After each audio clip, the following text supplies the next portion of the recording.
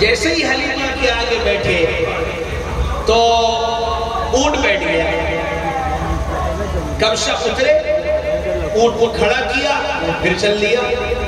تھوڑی دیر کے بعد پھر یہ چڑھے اور چڑھ کر حلیمہ کے آگے بیٹھے، اونٹ پھر زمین پر بیٹھ گیا۔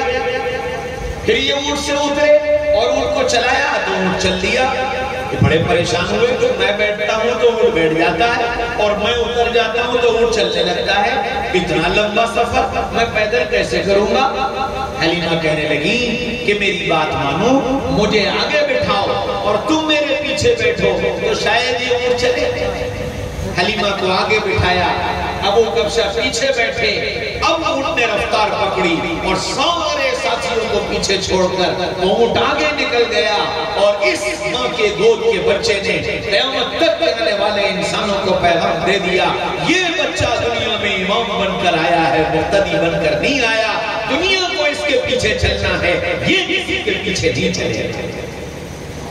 ہاں میرے بھائیو، دوستو، عزیزو، بزرگو، اس طرح آپ دنیا میں تشریف لائے۔ پھر بچپن کا زمانہ، ہر دن نرالا، ہر رات نرالی، ہر صبح نرالی، ہر شام نرالی، کتنا بیان کیا جائے۔ محمد رسول اللہ صلی اللہ علیہ وسلم حلیمہ کے گھر پہنچ گئے۔ حلیمہ نے اپنی بیٹی سے کہا کہ شیما، آج تیرے ابا کی طبیعت خراب ہے، ذرا بکریوں کو چرانے لے جا۔ تو شیما نے منع کر دیا کہ نہ ماں، میں نہیں جاتی بکریوں کو چرانے، یہ بکریاں بہت پریشان کرتی ہیں، مجھے بہت بھاگنا پڑتا ہے۔ ماں نے بڑی خوشامد کی، بیٹا چلی جا، ابا کی طبیعت ٹھیک نہیں ہے، تو چلی جائے گی تو انہیں آرام مل جائے گا، ورنہ پھر وہ تھکیں گے، طبیعت اور خراب ہو جائے گی۔ جب بہت خوشامد کی تو شیما کہنے لگی، اماں ایک شرط پر جاؤں گی، کہ کیا؟ میرا بھیا محمد بھی میرے ساتھ جائے گا صلی اللہ علیہ وسلم۔ تو اماں کہنے لگی کہ بیٹا، تو یہ کہہ رہی ہے کہ بکریاں قابو میں نہیں آتی، بھاگنا پڑتا ہے، دوڑنا پڑتا ہے، بکریوں کو گھیرنا پڑتا ہے، اور اب تو یہ کہہ رہی ہے کہ میں اپنے بھیا کو لے جاؤں گی، تو بکری سنبھالے گی یا بھیا کو سنبھالے گی؟ کہنے لگی، نہیں اماں، ایک دن میں ابا کے ساتھ اپنے بھیا کو لے کر گئی تھی، اس دن میں نے دیکھا تھا کہ ساری بکریاں جلدی جلدی قریب گھاس کھا کر اور میرے بھیا کے پاس آ کر بیٹھ گئی اور میرے بھیا کو تکنے لگی، ایسا لگتا تھا جیسے یہ بکریاں میرے بھیا کے حسن کو نہار رہی ہوں، اگر یہ میرا بھیا ساتھ جائے گا تو مجھے بکریاں چلانا آسان ہو جائے گا۔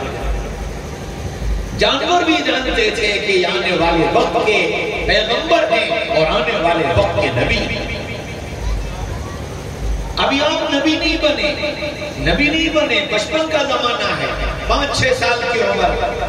ابو طالب بیت اللہ گئے، مکہ میں قحط پڑا ہوا تھا، بارش نہیں ہو رہی تھی، سارا مکہ پریشان تھا۔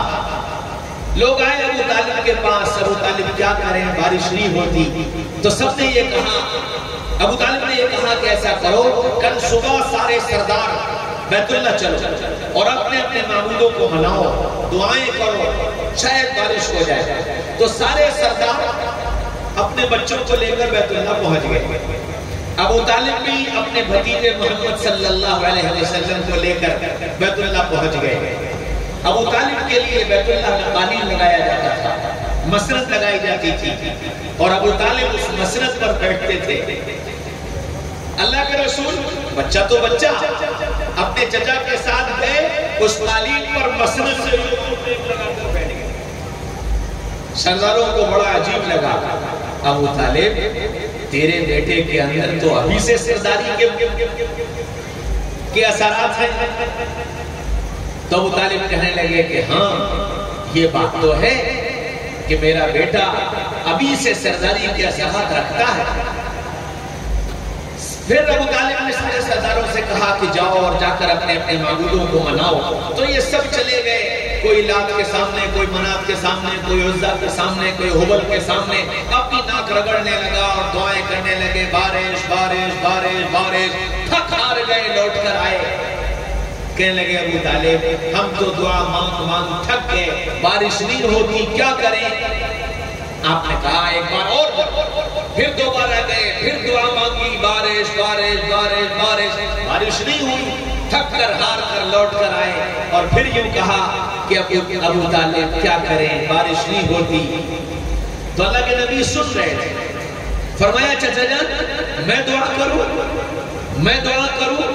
تو سارے سرداروں نے یوں گھور کر دیکھا، کہنے ابو طالب ہم بڑوں کے مانگنے سے تو کچھ ہوتا نہیں، یہ دیکھا کل کا بچہ، اس کی دعا سے کیا ہوگا؟ ابو طالب نے کہا بچہ ہے، جاؤ تم دعا کرو. اب یہ سارے سردار محمد رسول اللہ کی بات سے چڑھ گئے. تو اب بچے جو کھیل رہے تھے تو سارے سردار بولے بچے کنارے، بچے کنارے، بچے کنارے. کیوں کہ ہم جا رہے ہیں اپنے معبودوں کو منانے، تمہارے شور کی وجہ سے ہماری عبادت میں یکسوئی نہیں آتی. تو وہ سارے بچے کنارے بیٹھ گئے اور یہ سارے گئے. پھر یہ بارش بارش بارش بارش، دعا کر کر کر تھک گئے، ناک رگڑ رگڑ تھک گئے، بارش نہیں ہوئی.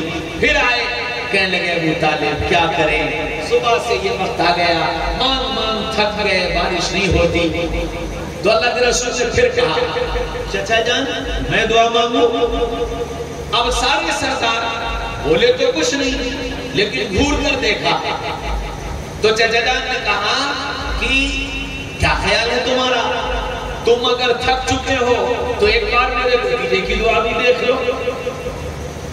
تو سارے سردار چونکہ تھک چکے تھے بولے تو کچھ نہیں، لیکن بڑا منہ سا بنا کر کے لگے ٹھیک ہے اس سے بھی دعا کرا کر دیکھ لو. اب اللہ کے رسول سے ابو طالب نے کہا جاؤ بھتیجے تم دعا کرو. اللہ کے رسول اٹھے اور چلے، چند قدم چلے. پھر بچہ تو بچہ، اب آپ نے چند قدم چلنے کے بعد کہا بڑے کنارے بڑے کنارے بڑے کنارے. تو سارے سردار ابو طالب سے کہنے لگے ابو طالب تیرا بھتیجا ہم بڑوں کو کنارے لگاتا ہے. تو اللہ کے رسول نے فرمایا ابھی تم دعا کرتے گئے تھے، تم نے بچوں کو کنارے کیا تھا، ہم نے اعتراض نہیں کیا. اب ہماری دعا کی باری ہے، تم اعتراض کیوں کرتے ہو؟ ابو طالب کہنے لگے بات تو انصاف کی ہے. تو سارے بڑوں کو کنارے بٹھا دیا. اب آگے تشریف لے گئے اور بیت اللہ کی سیڑھی سے چڑھ کر بیت اللہ کی چھت پہ پہنچ گئے. اور چھت پہ پہنچ کر دائیں دیکھا، بائیں دیکھا، سامنے دیکھا، پیچھے دیکھا. اب یہ سارے سردار کہنے لگے ابو طالب تیرا بھتیجا کیسی دعا کرتا ہے، نہ لات کے سامنے گیا، نہ منات کے سامنے گیا، نہ حبل کے سامنے گیا، نہ عزا کے سامنے گیا، نہ کسی کے سامنے پیشانی ٹیکی، نہ ناک رگڑی، نہ ہاتھ اٹھائے، نہ دعا کی. یہ کیسی دعا ہے؟ ابو طالب کہنے لگے تمہاری دعا پر اس نے اعتراض نہیں کیا، تم اس کی دعا پر کیوں اعتراض کرتے ہو؟ پھر آپ صلی اللہ علیہ وسلم نے آسمان کی طرف نگاہ اٹھائی اور یوں آسمان کو دیکھا. تھوڑی دیر دیکھا، چاروں طرف سے بادل گھرے اور آپ کی نگاہ نیچے آئی اور آسمان سے بارش شروع ہوئی. سارا مکہ سیراب ہو گیا. دنیا نے بچپن سے آپ کی برکتوں کو دیکھنا شروع کر دیا تھا اور آپ کو پہچاننا شروع کر دیا تھا. عمر کا جیسے جیسے حصہ گزرتا گیا، 25 سال کی عمر میں چچا کے ساتھ سفر میں گئے. راستے میں ایک راہب تھا، اس کے یہاں قیام کیا. راہب نے ملاقات کی، محمد رسول اللہ پر نگاہ پڑی، سمجھ گیا کہ یہ آنے والے وقت کا نبی ہے. فوراً اس نے ابو طالب سے کہا تم قیام کرو، آج تمہارے قافلے کی ہمارے یہاں دعوت. سارے قافلے کو روک لیا. ابو طالب نے محمد رسول اللہ کو اونٹ چرانے بھیج دیا. جب دوپہر میں کھانے کا وقت آیا تو راہب نے کہا بھائی سب کو بلا لو. تو سب آ گئے. راہب نکل کر آیا، اس نے نگاہ دوڑائی، محمد رسول اللہ نظر نہیں آئے. تو اس نے سوال کیا سب آ گئے؟ ہاں سب آ گئے. تو وہ راہب بولا نا ابھی سب نہیں آئے، کوئی رہ گیا. تو وہ طالب کہنے لگے ہاں وہ میرا بھتیجا اونٹ چلا رہا ہے کہ اسے بلاؤ. چنانچہ محمد رسول اللہ صلی اللہ علیہ وسلم کو بلایا گیا. آپ تشریف لائے تو ساری سایہ دار جگہیں گھر چکی تھی. سب سائے کی جگہوں پر لوگ بیٹھے ہوئے تھے. ایک پتھر دھوپ میں رکھا تھا. آپ کو کہیں جگہ نہ ملی تو آپ اس دھوپ میں رکھے ہوئے پتھر پر جا کر بیٹھے. جیسے ہی آپ بیٹھے چاروں طرف سے درختوں نے اپنی شاخیں بڑھائیں اور بڑھا کر آپ کے اوپر سایہ کر دیا. وہ درخت بھی جانتے تھے کہ دونوں عالم کے سردار سیدنا محمد رسول اللہ صلی اللہ علیہ وسلم میرے سائے تلے بیٹھے تھے. اب اس راہب نے کہا کہ ابو طالب تم جانتے ہو کہ ہم اور ہماری قوم جس آخری نبی کا انتظار کر رہی ہے وہ یہ تمہارا بھتیجا ہے، اور تم اگر خیریت چاہتے ہو تو اپنے بھتیجے کو لے کر یہیں سے واپس چلے جاؤ. اگر آگے تم نے سفر کیا تو ان کے چہرے کو دیکھ کر دنیا کی قومیں ان کو پہچان لیں گی اور وہ ان کو مار دیں گی. ابو طالب نے مشورہ کیا آخر یہی طے ہوا آپ محمد رسول اللہ کو لے کر واپس آ. دنیا نے پہچاننا شروع کر دیا. ہاں میرے بھائیو دوستو عزیزو بزرگو، پھر اللہ تعالیٰ نے آپ کو نبوت عطا فرمائی اور نبوت کے بعد پھر ایک اگلا دور شروع ہوا. دوسرا دور آیا. آپ جب نبی بنائے گئے تو آپ صلی اللہ علیہ وسلم کو حضرت جبریل نے آن کر زور سے دبایا اور یوں کہا اقرا، پڑھیے. آپ نے فرمایا ما انا بقارئ، مجھے پڑھنا نہیں آتا. پھر کہا پڑھیے، آپ نے پھر کہا مجھے پڑھنا نہیں آتا. تیسری بار کہا پڑھیے اقرا بسم ربک الذی خلق، پڑھیے اس اللہ کے نام سے جس نے آپ کو پیدا کیا. اور قرآن کا نزول شروع ہو گیا. محمد رسول اللہ اتنے گھبرائے کہ اس وحی کے بعد سیدھے غار سے اتر کر آئے اور خدیجہ سے یوں کہا زملونی زملونی، مجھے چادر اڑھا دو، مجھے چادر اڑھا دو، مجھے اپنی جان کا ڈر لگ رہا ہے. خدیجہ کہنے لگی ہے محمد صلی اللہ علیہ وسلم آپ صادق ہیں، آپ امین ہیں، آپ نے کبھی کسی کو پریشان نہیں کیا، کسی پر ظلم نہیں کیا، کسی کا حق نہیں مارا. اللہ آپ کو ایسے ضائع نہیں کرے، اللہ آپ کو ایسے ضائع نہیں کرے. ان کو چادر اڑھائی میں لٹایا. پھر اپنے ماموں کے پاس گئی اور جا کر کے محمد رسول اللہ صلی اللہ علیہ وسلم کی ساری کیفیت بتائی. ان کا نام تھا ورقہ ابن نوفل. ساری کیفیت سننے کے بعد وہ کہنے لگے خدیجہ یہ تیرا شوہر، اس کو اللہ نے نبی بنایا ہے، اگر میں زندہ رہا تو میں اس کا اتباع کروں گا. قوم اس کو ستائے گی، قوم اس کو پریشان کرے گی. ہاں میرے بھائیو دوستو عزیزو بزرگو، پھر محمد رسول اللہ صلی اللہ علیہ وسلم پر اللہ تعالیٰ نے قرآن کو نازل کیا. قرآن آتا رہا اور آپ امت کو ہدایت دیتے رہے، امت کو راستے بتاتے رہے. آپ صلی اللہ علیہ وسلم کو اللہ نے وہ مقام عطا فرمایا جو دنیا میں کسی کو نہیں ملا، دنیا میں کسی کو نہیں ملا. سارے نبیوں کو جو چیزیں مانگ کر ملی اللہ نے ہمارے نبی کو ساری وہ چیزیں بغیر مانگے عطا فرمایا. ہم موسیٰ علیہ السلام نے دعا مانگی، اے اللہ ایک بار اپنا دیدار کرا، اے اللہ ایک بار اپنا دیدار کرا. اللہ نے کہا نہیں موسیٰ تمہارے بس کی بات نہیں ہے. کہ نہیں اللہ ایک بار. موسیٰ کہا نا تمہارے بس کی بات نہیں ہے. نہیں اللہ ایک بار. اللہ سے باتیں کیا کرتے تھے، دوستی تھی، ناز تھا تو ضد کر رہے دیکھیں گے دیکھیں گے دیکھیں گے. اللہ نے کہا اچھا ٹھیک ہے آؤ طور پر آؤ. طور پر بلایا اور طور پر بلا کر یوں کہا کہ دیکھو مجھ کو تو بعد میں دیکھنا، پہلے ذرا میرا نور دیکھ لو. اللہ نے اپنی تجلی ڈالی ایک پہاڑ پر. اس پہاڑ پر تجلی پڑی تو اللہ کے نور کی تجلی کو دیکھ کر موسیٰ بے ہوش ہو کر گر پڑا.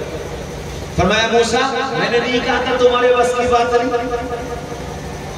اب ہمارے نبی کی باری آئی تو ہمارے نبی صلی اللہ علیہ وسلم سو رہے ہیں. جبریل آئے، آ کر کے آپ کے پیر کا انگوٹھا پکڑا اور ہلایا.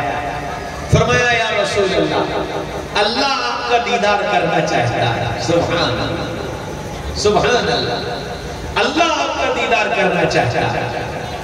جبریل کیسے کہ چلیے آپ کو اٹھایا، اپنے ساتھ لیا، مکہ سے لے گئے بیت المقدس. بیت المقدس پہنچے تو اللہ تعالیٰ نے آدم علیہ السلام سے لے کر عیسیٰ علیہ السلام تک سارے نبیوں کو اتار دیا. جاؤ جاؤ میرا محبوب آ رہا ہے، جا کر اس کا استقبال کرو. سارے نبی بھی صف لگا کر کھڑے ہو گئے. محمد رسول اللہ بیت المقدس پہنچے. جبریل نے کہا یا رسول اللہ یہ سارے نبی موجود ہیں, آپ ان کے امام ہیں, اب تک مانت امام الانبیاء تھے, آج آپ ان کو نماز پڑھائیے اور حقیقتاً ان کے امام بن جائیے.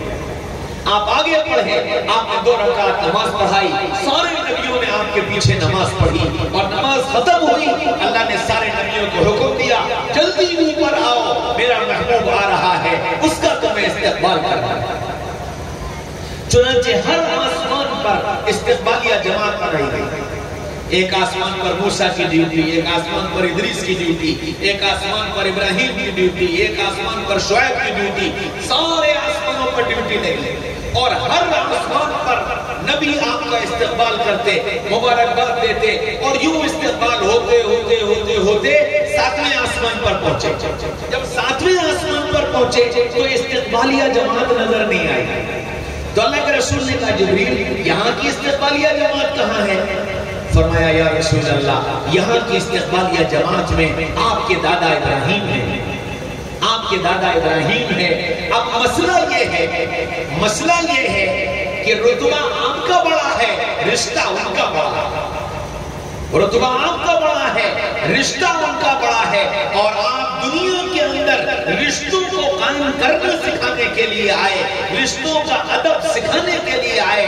اس لیے یہاں وہ آپ کے پاس نہیں آئیں گے, آپ کو ان کے پاس جانا ہے. چنانچہ محمد رسول اللہ صلی اللہ علیہ وسلم بیت المعمور کے پاس پہنچے تو دیکھا کہ ایک بڑے میاں سفید داڑھی, سفید بال, سفید لباس, ٹیک لگائے بیٹھے ہیں. اللہ کے رسول قریب تشریف لے گئے. جب قریب پہنچے تو حضرت ابراہیم علیہ السلام کھڑے ہوئے, باہیں پھیلائیں, احوا احوا, میرا نیک بیٹا آ گیا, میرا نیک بیٹا آ گیا. اپنے گلے سے لگایا, دعائیں دی اور دعائیں دے کر آپ کو روانہ کیا. اب جبریل آپ کو لے کر 7ویں آسمان سے سدرۃ المنتہا پہنچے. سدرۃ المنتہا پر جبریل کہنے لگے یا رسول اللہ بس میری پرواز ختم, میری پرواز ختم, اب میں اس سے 1 انچ آگے نہیں جا سکتا. ذرا گیا ادھر پرے تو جل پڑیں گے پر میرے, اب میں اس سے آگے نہیں جا سکتا. جبریل تم تو کہتے تھے کہ اللہ دیدار کرنا چاہتا ہے اور تم اب یہ کہتے ہو کہ اس سے آگے جا نہیں سکتا, پھر دیدار کیسے؟ فرمایا جسے دیدار کرنا ہے وہ خود انتظام کرے گا. فوراً دوسری سواری آئی اور آ کر سدرۃ المنتہا سے لگی. حکم ملا یا رسول اللہ اس سواری پر سوار ہو جائیے. آپ اس پر سوار ہوئے اور اس سواری نے پرواز بڑھی اور جا کر کے عرش معلیٰ سے لگی. عرش معلیٰ سے جب جا کر لگی تو آواز آئی یا محمد, اے محمد صلی اللہ علیہ وسلم عرش پر تشریف لے آئیے. آپ سواری سے اترے اور عرش پر قدم رکھا. آواز آئی اے نور کے پردوں, میرے اور میرے محبوب کے درمیان میں سے ہٹ جاؤ اور مجھے اپنے محبوب کا دیدار کرنے ہیں. سارے پردے ہٹے, میرے رب نے میرے محبوب کو دیکھا اور میرے محبوب نے میرے رب کو دیکھا. جو ہی آنکھیں چار ہوئیں, جو ہی آنکھیں چار ہوئیں, نبی نے رب کو دیکھا, رب نے نبی کو دیکھا تو نبی کی زبان سے نکلا التحیات للہ والصلوات والطیبات. اے میرے رب, میری جانی مالی جاہی بدنی سب عبادت آپ کی نظر, سب عبادت آپ کی نظر. جب نبی کی زبان سے یہ جملے نکلے فوراً اللہ نے جواب دیا السلام علیکہ ایھا النبی ورحمۃ اللہ وبرکاتہ. نبی جی تم پر میری سلامتی, نبی جی تم پر میری رحمت, نبی جی تم پر میری برکت. قربان جاؤ اس عرش والے پر کہ عرش پر جا کر ہم فرش والوں کو نہ بھولا. فوراً نبی کی زبان سے نکلا السلام علینا وعلی عباد اللہ الصالحین. اے اللہ آپ کی سلامتی خالی مجھ پر نہیں, خالی مجھ پر نہیں, مجھ پر اور میرے ماننے والوں پر, مجھ پر اور میرے چاہنے والوں پر, مجھ پر اور میری اتباع کرنے والوں پر, ان سب پر آپ کی سلامتی, ان سب پر آپ کی رحمت. جب نبی کی زبان سے یہ جملے نکلے سارے فرشتے خوشی میں چلا اٹھے اشہد ان لا الہ الا اللہ اشہد ان محمدًا عبدہ ورسولہ. ہم گواہی دیتے ہیں اللہ کے علاوہ کوئی معبود نہیں, ہم گواہی دیتے ہیں محمد صلی اللہ اللہ علیہ وسلم اللہ کے بندے اور اس کے رسول. ہاں جو نبیوں کو مانگ کر نہیں ملا میرے نبی کو بغیر مانگے ملا.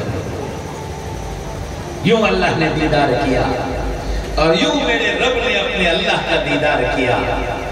پھر تحفے ملے, ہدیہ ملا. نبی جی دنیا میں جا رہے ہو, ہم تم کو ہدیہ دیتے ہیں, تحفہ دیتے ہیں, اور ایسا تحفہ جو قیامت تک آنے والے ہر انسان کے کام آئے. تحفے میں نماز دی گئی. پھر محبت کی انتہا تو دیکھو, اللہ اکبر.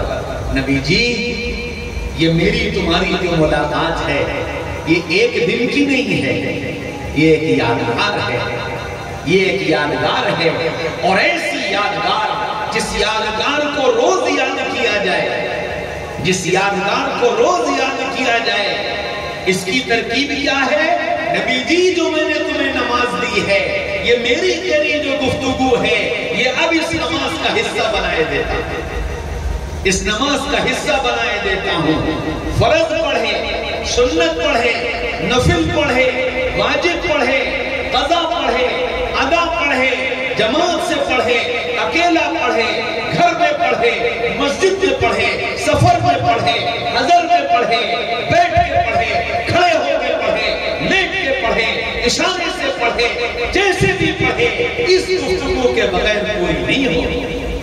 اس گفتگو کے بغیر پوری نہیں ہوگی. یہ تو پڑھنی ہی پڑے گی, یہ تو گفتگو دہرانی ہی پڑے گی, جبھی نماز ہوگی. سبحان اللہ. اور آگے کی سنو, امام صاحب آہستہ سورہ فاتحہ پڑھنی تھی تیسری رکعت میں, زور سے پڑھ لی. آہستہ پڑھنی تھی, زور سے پڑھ لی. عقل کیا کہتی ہے؟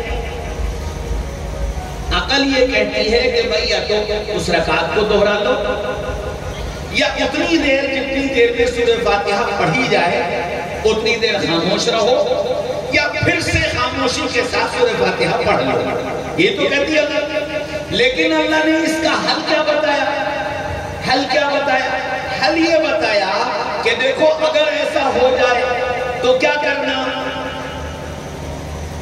4 رکعت کے بعد بیٹھنا, میرے نبی کی گفتگو کو دہرانا, اور جب یہ گفتگو دہرا لو تو پھر سجدے میں چلے جانا, ناک رگڑنا, معافی مانگنا, اللہ غلطی ہو گئی اب نہیں کریں گے, پھر اٹھنا, پھر سجدے میں جانا, پھر ناک رگڑنا, غلطی مانگنا, معافی مانگنا, پھر اٹھ کر بیٹھنا, پھر ایک بار اس گفتگو کو دہرانا, میں تمہاری اس غلطی کو معاف کرتا ہوں. غلطی کی معافی, نماز کی ادائیگی صرف اس گفتگو کے دہرا لینے پر کہ اتحیات دوبارہ پڑھ لو, غلطی معاف. نبی کو وہ مقام دیا. ابراہیم علیہ السلام دعا مانگ رہے ہیں, وَاجْعَلْ لِي لِسَانَ صِدْقٍ فِي الْآخِرِينَ, اے اللہ بعد والوں میں میرے تذکرے کو زندہ کر دیجئے.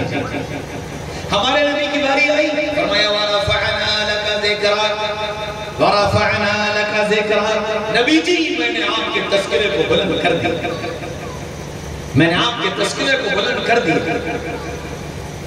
ہاں میرے بھائیوں, دوستوں, عزیزوں, بزرگوں, اللہ نے قرآن کے اندر نبی کی ہر چیز کی قسم کھا لی. وَالضُّحَىٰ آپ کے روشن چہرے کی قسم, وَاللَّيْلِ إِذَا سَجَىٰ آپ کی کالی زلفوں کی قسم, مَا وَدَّعَكَ رَبُّكَ وَمَا قَلَىٰ نہ رب تجھ سے ناراض ہوا اور نہ رب نے تجھے چھوڑا. وَلَلْآخِرَةُ خَيْرٌ لَكَ مِنَ الْأُولَىٰ. اتنا دیں گے جتنا تم سوچ نہیں سکتے, پچھلا جو کچھ تھا اس سے کہیں زیادہ دے دیں گے. اور پھر اس کے بعد آخری بات فرمائی, ساری دنیا سے میں نے ایک تقاضا رکھا, سارے نبیوں سے, سارے ولیوں سے, سارے قطب سے, سارے ابدال سے, سارے غوث سے, سارے خواجات سے, سب سے ایک بات کہی, مجھے راضی کرو, مجھے راضی کرو, مجھے راضی کرو, مجھے راضی کرو. ہمارے نبی کی باری آئی, فرمایا وَلَسَوْفَ يُعْطِيكَ رَبُّكَ فَتَرْضَىٰ. نبی جی اس وقت تک دیتا رہوں گا جب تک کہ آپ راضی نہیں ہو جائیں گے. سب مجھے راضی کریں گے، میں تمہیں راضی کروں گا. صلی اللہ علیہ وسلم. یہ مقام عطا فرمایا محمد رسول اللہ صلی اللہ علیہ وسلم. پھر آپ صلی اللہ علیہ وسلم نے مجھے تمہیں زندگی گزارنے کا طریقہ سکھایا، کیسے زندگی گزارو. ہاں پھر طریقہ سکھایا، گھر میں کیسے رہو، باہر کیسے رہو، کاروبار کیسے کرو، عبادت کیسے کرو، بیوی کے ساتھ کیسے رہو، بچوں کے ساتھ کیسے رہو. اس سب کا نام سیرت ہے جو نبی پاک صلی اللہ علیہ وسلم مجھے تمہیں سکھا کر گئے، بتا کر گئے. ہاں میرے بھائیوں، یہاں تک کہ ماں کے، باپ کے، بہن کے، بھائی کے سب کے حق بتایا کہ ماں کا حق کیا، بھائی کا حق کیا، بہن کا حق کیا، ایک ایک کا حق بتایا. خود اپنی ذات سے ان حقوق کو ادا کر کے دکھایا. ایک دن آپ بیٹھے تھے، صحابہ تشریف فرما تھے، آپ نے فرمایا کاش میری ماں زندہ ہوتی، کاش میری ماں زندہ ہوتی اور میں نماز کے لیے کھڑا ہو گیا ہوتا اور الحمدللہ رب العالمین کہہ کر سورہ فاتحہ شروع کر چکا ہوتا، اور پھر میری ماں آواز دیتی بیٹا محمد، میں نماز توڑ کر کہتا جی امی جان آیا، نماز بہت تک پوری کر لی. ماں کا ادب بتایا کہ ماں کی بات کہاں تک سننی ہے، کس حد تک ماں کی بات ماننی ہے. بہن کا حق بتایا. آپ صلی اللہ علیہ وسلم مدینہ منورہ میں تشریف فرمائے. جو مدینہ کے جو چوکیدار تھے وہ آئے، یا رسول اللہ عورتوں کا یہ قافلہ آیا ہے اور وہ آپ سے ملنا چاہتا ہے. اللہ کے رسول فرمایا عورتوں کا کہاں سے آیا ہے؟ مکہ مکرمہ سے آیا ہے. ان کی قیادت کون کر رہا ہے؟ فرمایا کہ ایک عورت ہے، وہ یہ کہتی ہے کہ جا کر اپنے صاحب سے کہہ دو کہ تمہاری بہن تم سے ملنے آئی ہے. اللہ کے نبی نے اتنا سنا، ان سے کہا جاؤ جاؤ میری بہن شیما آئی ہے، اور بڑی عزت کے ساتھ اسے لے کر آنا، کوئی تکلیف نہ ہونے پائے. چنانچہ اس عورت کے قافلے کو مسجد نبی لایا گیا اور مسجد نبی میں ساری عورتوں کو ایک طرف بٹھا دیا گیا. شیما رسول اللہ کی خدمت میں حاضر ہوئی. جب آپ نے شیما کو آتے دیکھا، اپنی چادر اتار کر زمین پر بچھا دی. شیما قریب آئی، فرمایا بہن آؤ اور اس چادر پر آ کر میرے پاس بیٹھ جاؤ. شیما کہنے لگی کہ جب میں مکہ پہنچی اور مکہ میں جا کر میں نے پوچھا کہ یہاں بنو ہاشم کا ایک بچہ، ایک لڑکا رہتا ہے، اس کا نام محمد ابن عبداللہ ہے، کچھ اس کا عطا پتہ ہے؟ لوگوں نے شیما سے کہا تم کیسے جانتی ہو؟ تو شیما نے کہا وہ میرا بھائی ہے. تمہارا بھائی؟ کہ ہاں میں حلیمہ کی بیٹی ہوں، میرے گھر میرا بھائی رہا ہے، میں آج اس سے ملنے آئی ہوں. مکہ والوں نے جب سمجھا کہ یہ حلیمہ کی بیٹی ہے، یقیناً یہ محمد کی بھائی ہے، تو بہن ہے، تو وہ لوگ کہنے لگے شیما تیرا بھائی تو بہت بڑا آدمی بن گیا ہے، اور تیرے بھائی کے تو جلال کا حال یہ ہے کہ لوگوں کی نگاہیں اس کے سامنے نہیں اٹھتی، کسی کی آواز اس کے سامنے نہیں نکلتی، وہ لوگوں کے دلوں پر حکومت کرتا ہے. اب تیری جیسی ایک دودھ پلانے والی کی بیٹی، اتنا بڑا آدمی، وہ کہاں تجھے پہچانے گا؟ شیما کہنے لگی کہ جیسا بچپن میرے گھر میں گزرا تھا، اس بچپن کو دیکھ کر یہ بات میرے عقل میں آتی ہی نہیں تھی کہ محمد مجھے نہیں پہچانیں گے صلی اللہ علیہ وسلم. مکہ والوں نے اتنا کہا کہ میں نے بھی ٹھان لی کہ اب مدینے جا کر اب اپنے بھائی سے ملوں گی اور دیکھتی ہوں وہ مجھے پہچانتا ہے کہ نہیں پہچانتا. اس ارادے سے اپنی سہیلیوں کو لے کر مدینہ چلی گئی. وہاں جب پہنچی تو محمد رسول اللہ کا استقبال دیکھا. رسول اللہ کے چہرے پر نگاہ پڑی تو ان کی بھی نگاہ جھک گئی، ان کی بھی آواز نہ نکلی، ان کے ہونٹ کب کپانے لگے. اللہ کے رسول نے فرمایا بہن آ جاؤ، اس چادر پر میرے پاس آ کر بیٹھ جاؤ. کہنے لگے کہ میرے پاؤں اس لائق نہیں ہیں کہ میں تمہاری پاکیزہ چادر پر قدم رکھوں. آپ صلی اللہ علیہ وسلم فرمایا بہن میری اس چادر پر آ کر بیٹھ جاؤ اور میرے دل کی تسلی کا سامان بنو. اگر تم ایسا کر لوگی تو مجھے سکون ملے گا. اتنی محبت سے کہا. شیما کہتی میں انکار نہیں کر سکی اور میں چادر پر جا کر بیٹھ گئی. اللہ کے رسول نے میرے پاس بیٹھ گئے. پھر اللہ کے رسول نے خیریت پوچھنا شروع کی. اماں کا کیا حال, ابا کا کیا حال, گاؤں کا کیا حال, تم کیسی, تمہاری شادی کا کیا ہوا, اور یہ اور وہ کہنے لگے. سب پوچھتے جاتے تھے اور میرے پاس سوائے سر جھکا کر ہاں ہوں اس کے علاوہ میری زبان سے کچھ نہیں نکل رہا تھا. مجھ پر اتنا رعب طاری تھا کہ میں اپنی زبان سے کچھ بول نہیں پا رہی تھی. اللہ کے رسول سمجھ گئے بہن پر رعب طاری ہے, تو پھر اس رعب کو ختم کرنے کے لیے کہا, شیما تمہیں یاد ہے جب میں تمہارے گھر پہ رہتا تھا, ایک بار تم مجھے پکڑنے کے لیے میرے پیچھے دوڑ رہی تھی اور میں تمہارے ہاتھ نہیں آ رہا تھا, تو پھر تم نے ایک بار چھلانگ لگائی اور مجھے پکڑ لیا. تم کو غصہ آ گیا, تم نے میرے یہاں پر کاٹ لیا تھا.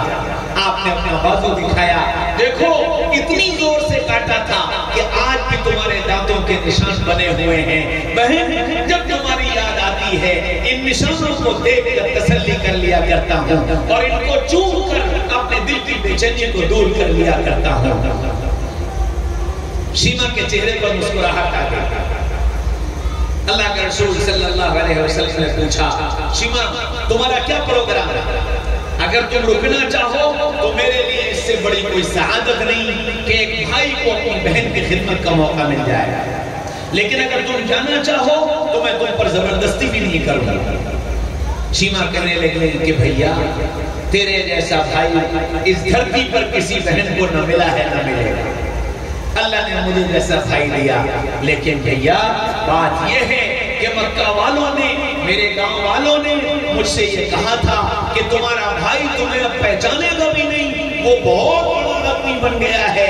میں ان مکہ والوں کو اور گاؤں والوں کو یہ بتانا چاہتی ہوں کہ میرا بھیا کتنے اخلاق والا اور کیسی بہن کی قدر کرنے والا, میں یہ بتانے کے لیے واپس جانا چاہتا ہوں.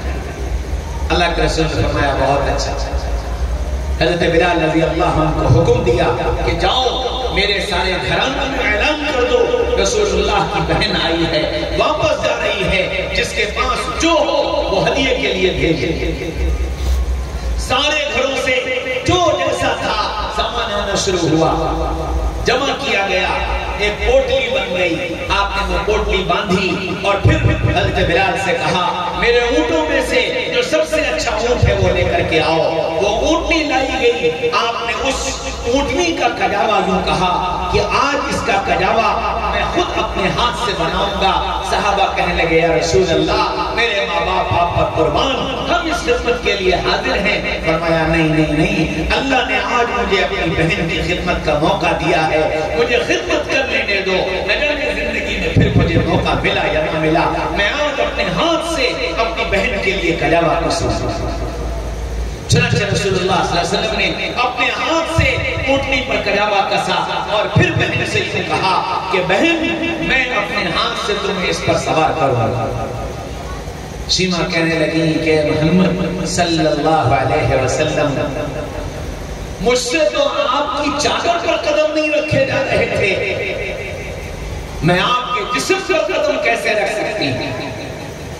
اللہ کے رسول نے پھر خوشامد کی, شیما میری بات مان لو, میرے دل کی سکون کا سامان بنو, میری اس خواہش کو پورا ہو جانے دو. نہ جانے پھر مجھے زندگی میں تمہاری خدمت کا موقع ملا یا نہ ملا.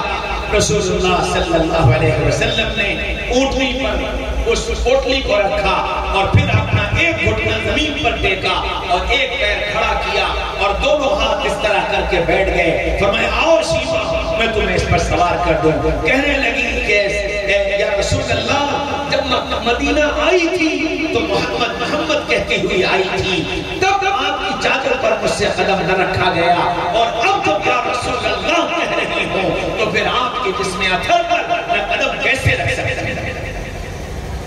لیکن اللہ کے نبی نے اتنا اصرار کیا کہ شیما کو مجبور ہونا پڑا. رسول اللہ نے اپنے ہاتھوں سے شیما کو اونٹنی پر چڑھایا اور پھر بکیل پکڑ کر پیدل چلنا شروع کیا. شیما کی چیخ نکل گئی, کہنے لگی یا رسول اللہ یا تو آپ بھی اوپر آ جائیے یا میں پیچھے آ رہی ہوں. یہ نہیں ہو سکتا کہ میں بیٹھ کر چلوں اور آپ پیدل چلیں. اللہ کے رسول نے فرمایا شیما مجھے اللہ نے ایک بار اپنی بہن کی خدمت کا موقع دیا ہے, مجھے خدمت کر لینے دو, مجھے مجبور مت کرو. پتہ نہیں زندگی میں میری تمہاری دوبارہ ملاقات ہوگی یا نہیں ہوگی. بہرحال رسول اللہ نے اتنا اصرار کیا, شیما کو پھر مجبور ہونا پڑا اور مسجد نبوی سے اور مسجد قباء تک تقریباً 5 کلومیٹر رسول اللہ صلی اللہ علیہ وسلم شیما کی اونٹنی کو پیدل لے کر کے گئے اور پھر قباء سے ان کے قافلے کو روانہ کیا. کھڑے ہو کر اس قافلے کو جاتا دیکھتے رہے.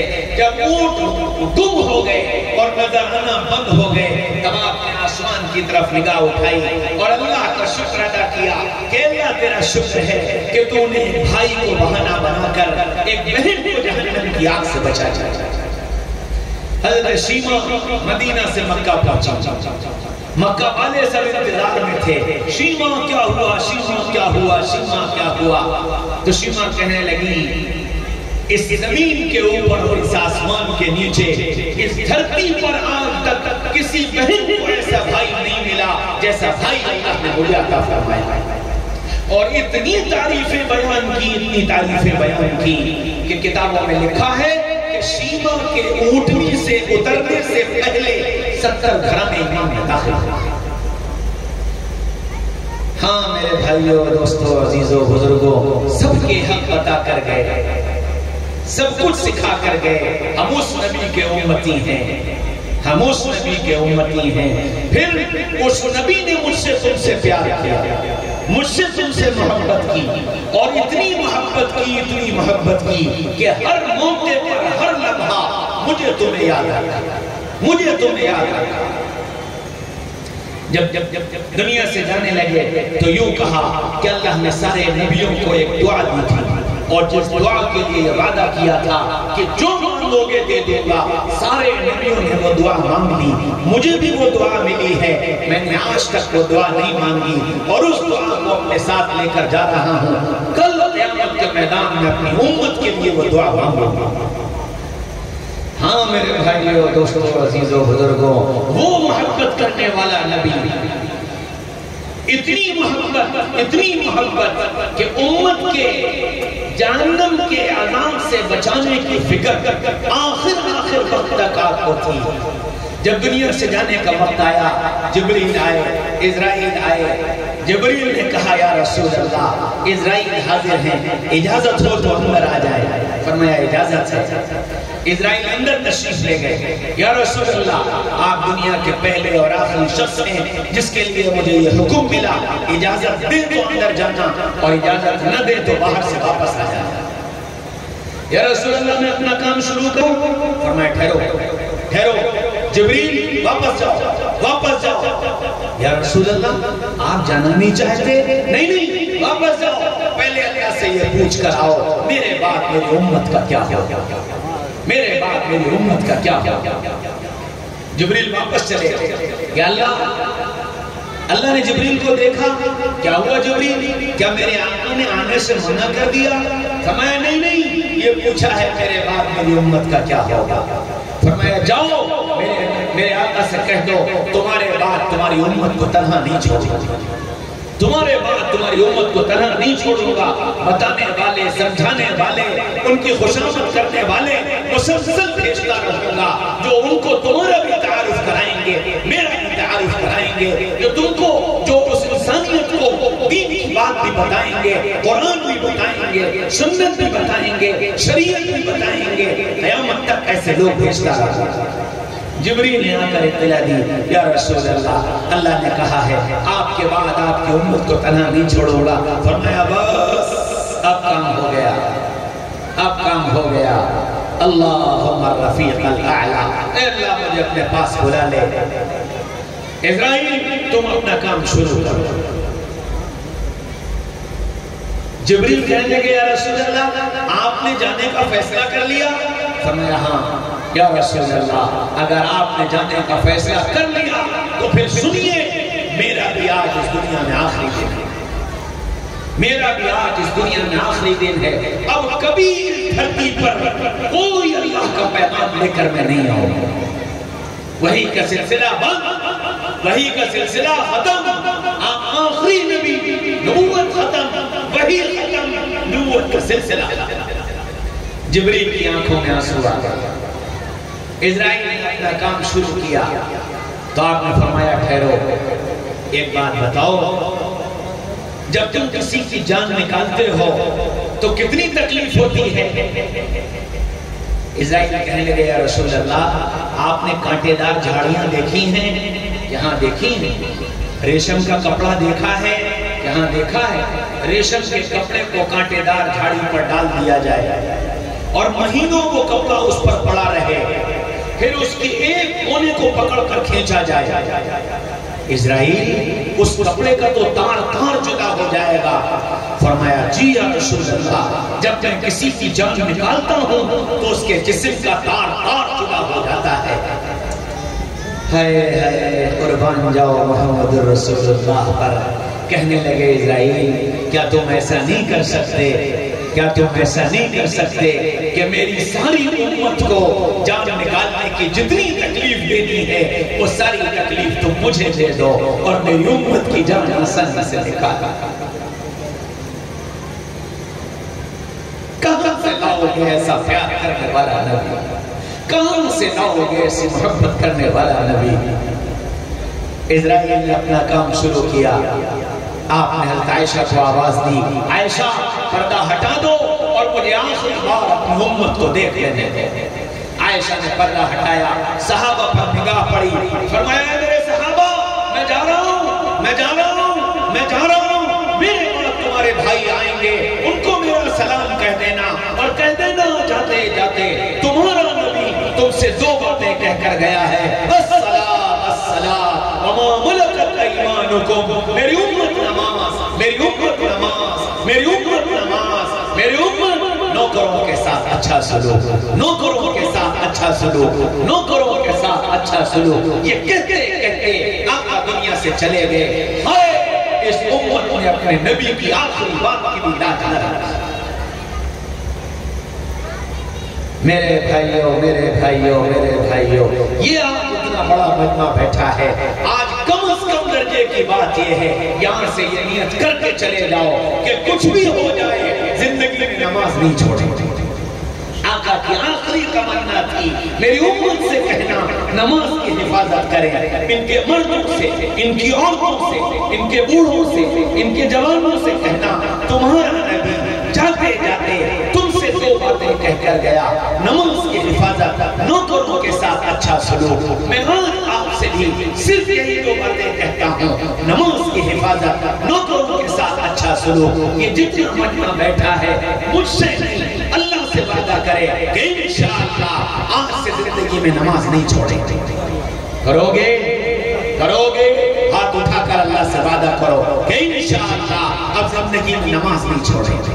اللہ مجھے تمہیں سچا پکا نمازی بنا دے، نبی کے طریقے پر چلنے والا بنا دے، نبی کی سنتوں کو زندگی میں لانے والا بنا دے، نبی کا سچا عشق نصیب فرما دے۔